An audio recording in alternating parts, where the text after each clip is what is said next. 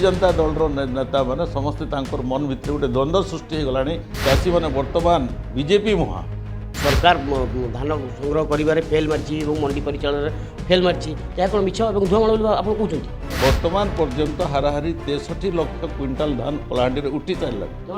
केवल कलाहांडी जिले में सरकार जो भाई भाव में मंडी परिचालन करछंती से विरोधी हतोत्साह हो जाइए गोटे लोक विभ्रांत करने गोटे चाषी को विभ्रांत करने गोटे योजना कर राज्य में विधानसभा में हुलस्थुल होची विरोधी द्वारा केवल गोटे समस्या को नहीं से होची धान मंडी समस्या किंतु ये समस्या को नहीं विरोधी जिते हट्टगोल कर जवाब देउंती शासक दल विधायक एवं मंत्री माने आज आम अच्छु कलाहांडी जिलार धर्मगढ़ विधायक सहित सी आज से जेहेतु कलाहांडी होची सारा राज्यर कहले बेले भातहांडी कहले चले एवं धर्म जे कि कलाहांडी सबुठ अधिक धान उत्पादन करिथाए एवं राज्य मध्य आज पंचम स्थान रे अछि ओडिशा पंचम स्थान रे धान उत्पादन में पंचम स्थान रे राज्य अछि सर कौन रही प्रकृत में जो विरोधी जो ये हट्टगोल कर धान प्रोक्योरमेंट एवं मंडी को लेकिन प्रकृत घटनाटा कौन देखो विरोधी पाखे बर्तमान कौन इश्यू ना सरकार जो भाई भाव में मंडी परिचालन कर विरोधी हतोत्साह हो जाइए एवं गोटे प्रकार गोटे इश्यू करी गोटे लोक विभ्रांत करने गोटे चाषी को विभ्रांत करने गोटे योजना कर आज डेट्रे जदि आप कलाहांडी जिलार स्टाटिस्टिकटा नेबे लास्ट ईयर अपेक्षा ए वर्ष कलाहांडी 10,000 अधिका चाषी रजिस्ट्रेशन होती 1,21,000 चाषी रजिस्ट्रेशन होती वर्तमान 1,21,000 चाषी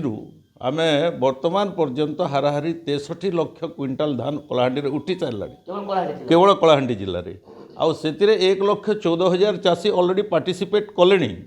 मात्र 7,000 चाषीर बाक्या अच्छी आउ बर्तमान मंडी भी चली कौन सी मंडी रे आपनकर 232 मंडी कलाहांडी जिले में 104 मंडी ऑलरेडी क्लोज हो गलानी आउ गुटे भी क्लोज है मंडी रे आपन देखिपारे नहीं जे टोकन होल्डर धान किणा न होइथिबा कथा समस्त टोकन होल्डर धान किणा जाइए मंडी रे जो मंडी गुड़ाक क्लोज हो जाइए जो मंडी गुड़ाक बर्तमान चली अकॉर्डिंग टू टोकन जार जहाँ टोकन अच्छी से टोकन अनुसार जार जहाँ क्वांटिटी ऑफ पेड़ी अच्छी से पेड़ी को आम परचेज करुचु रेगुलर परचेज चली मात्र 7 दिन भीतर से जो माने विरोधी जो अभियोग आणुची जे ये सरकार धान संग्रह करिबारे फेल मारची एवं मंडी परिचालन फेल मारची या कोन मिछ एवं धुआं आप कहते निश्चित भाव में यहाँ कौन भित्तिहीन कौन सत्यता ना विरोधी पाखे कौन इश्यू ना जितेबाला सरकार माननीय मुख्यमंत्री मोहन माझी घोषणा कले 3100 टंका धान क्विंटाल विषय से चाषी मन में गोटे जो आशा थिला विगत लंबा समय धरिकी ये सेतेबेले जो आशा रखी जे मात्र 100 टंका सेतेबेलेर मुख्यमंत्री घोषणा करते सोहलारे किंतु ताकू शेष पर्यंत से कार्यकारी करे पारे ना चाषी मैंने हतोत्साह थे जो 800 टंका 3100 टंकार कथा उठिला 31 टंकार चाषी मान मन में गोटे उत्साह सृष्टि हो जाइए आउ चाषी मैंने वर्तमान बीजेपी मुहा ये परिस्थिति देखिकी आमर ओडिशा कलाहांडी जिला मुख्यतः चाषी मानकर जिला आपन जानी कलाहांडी हूँ second highest district in production paddy तेणुक ये सब परिस्थिति देखिकी कलाहांडी जिले में ओडिशा रे विजु जनता दल नेता मैंने समस्ते तांकर मन भितर गोटे द्वंद्व सृष्टि हो गलानी जे आगामी जो निर्वाचन अच्छी पंचायत निर्वाचन रे से सामना कोटा करेंगे तेणु गोटे विभ्रांतिकर परिस्थिति सृष्टि करी लोकों मन में गोटे द्वंद्व सृष्टि कर ये माने जो अभियोग सत्य सत्य ना केवल लोकों को मन द्वंद्व सृष्टि करने विरोधी ये बाहाना कर निश्चित भाव में आप स्टाटिस्टिकल कथा अच्छी यहाँ आमर केते फार्मर्स केते रजिस्ट्रेशन केते परचेज कले एवं केते पैसा मिललानी आपन ऑन स्टाटिस्टिक देखिपारे ये कौन प्रकार द्विमत ना विरोधी पाखे कौन इश्यू ना it is not at all issue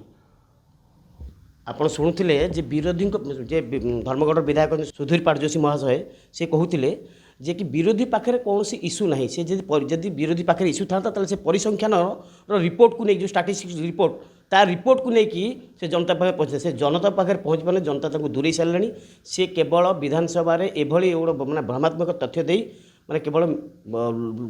निजर छवि को बचाइवाई ये चेष्टा कर भुवनेश्वर नीरज महापात्र डुमाणी टीवी।